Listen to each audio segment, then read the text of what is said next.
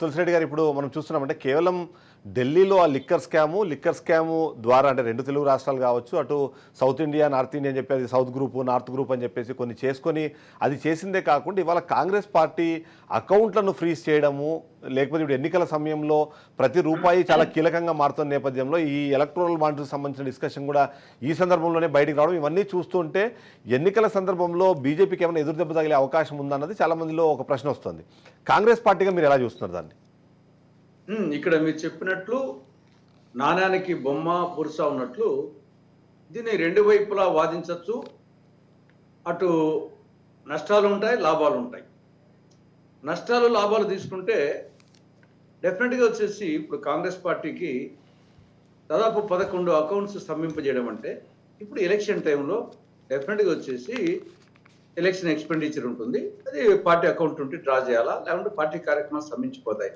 ఆ విధంగా వచ్చేసి కాంగ్రెస్ పార్టీ యాక్టివిటీస్ను అంటే ఒక ఎన్నికల యుద్ధంలో సమాన అవకాశాలు లేని పరిస్థితి వస్తుంది. బీజేపీకి ఆల్రెడీ ఎలక్ట్రల్ బాండ్స్ రూపంలో కావాల్సినంత వచ్చింది, మిగతా నాన్ ఎలక్ట్రల్ బాండ్స్ ద్వారా వస్తుంది. వాళ్ళ అకౌంట్స్ ఏమో వచ్చేసి ఫ్రీగా వాళ్ళు ఖర్చు పెట్టుకోవచ్చు, ఈ పక్క ఖర్చు పెట్టుకోకుండా ఇదేది డెఫినెట్గా మనము కాంగ్రెస్ పార్టీకి ఆ యాంగిల్లో వచ్చేసి డెఫినెట్గా ప్రచార కార్యక్రమాలకు ఇబ్బంది కలుగుతుంది. రెండవ వైపు వచ్చేసి ఇంత దుర్మార్గమా ఎలక్షన్స్ లో, సరే ఇది వచ్చేసి టెక్నికల్ గా ఏదో 7 years కేసు వచ్చేసి వాళ్ళు ఏదో రిటర్న్స్ సబ్మిట్ చేయాలని చెప్పేసి ఎలక్షన్ ముందు ఆ విధంగా సమీపించడము ఇది అన్యాయం కదా అని చెప్పేసి ప్రజల్లో వచ్చినప్పుడు డెఫినెట్ గా వచ్చేసి బీజేపీకి నష్టం కలుగుతుంది. ఇది ఒక అంశం, లాభం నష్టం తీసుకుంటే. ఇక రెండవ అంశం వచ్చేసి అవినీతి ప్రజాస్వామ్యమా, ఇది కేజ్రీవాల్ ఇష్యూ తీసుకుంటే అంతకుముందు జార్ఖండ్ హేమంత్ సోరెన్ కానీ లేకుంటే మద్యం కేసులోనే కవిత విషయం కానీ, ఇది మరి ఈడీ చర్యను మనం వచ్చేసి ఈడీ చర్య కరెక్ట్ కాదు అంటే మీరు అవినీతిని సమర్థిస్తారా అని యాంగిల్ ఆర్గ్యూ చేయొచ్చు. పోనీ ఈడీ చర్య వల్ల ప్రజాస్వామ్యం ప్రమాదంలో పడుతుందా అనేది రెండవ యాంగిల్. ఇప్పుడు ఈడీ చర్యను వచ్చేసి ఆయన అరెస్టును సమర్థిస్తే ప్రజాస్వామ్యం ఏమవుతుంది అనేది ఒకటి. అరెస్టును సమర్థించకపోతే మీరు అవినీతిని సమర్థిస్తారంటే దానికి ఆన్సర్ చెప్పాల్సి వస్తుంది.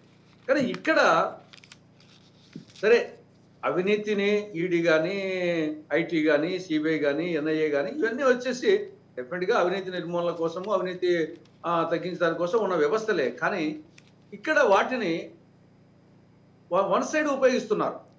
ఇది కేవలం రాజ్యాంగ వ్యవస్థలను దాన్ని సక్రమంగా పనిచేసి అది ఏ పార్టీ వాళ్ళైనా సరే ఎవరైనా సరే అనే యాంగిల్లో జరిగితే అది సమర్థనీయమే.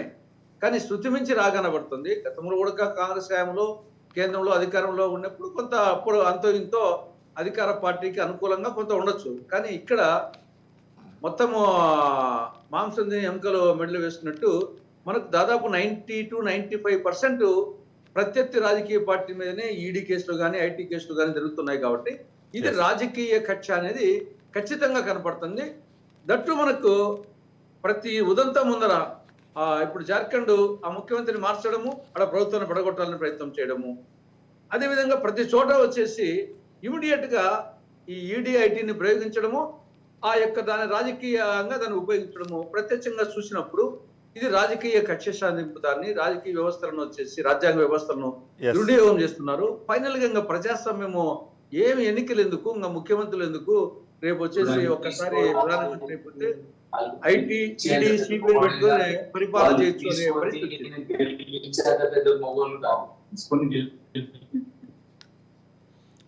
రైట్.